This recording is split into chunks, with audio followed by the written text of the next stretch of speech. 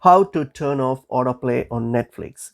So open up Netflix on your device browser. So on your any browser on your device, just go to netflix.com and then log into your Netflix account. So let me do that. So I'm going to go to netflix.com and then log into my Netflix account. So let's do that. So once you have logged into your Netflix account, click on your account on your top and then select account. So go to your account settings and then scroll down and then go to manage profiles. And now select the profile that you want to change the autoplay of. So just for example, I'll select my profile, select it. Once you've selected the profile, scroll down and then down and go to these playback settings here. So click on playback settings.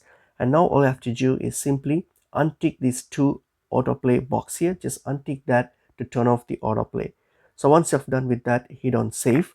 And if you have more profile, then you have to repeat the same process for each profile in order to turn off the autoplay. And that's pretty much it is. Hope this video was helpful. I will see you in another video. Thank you.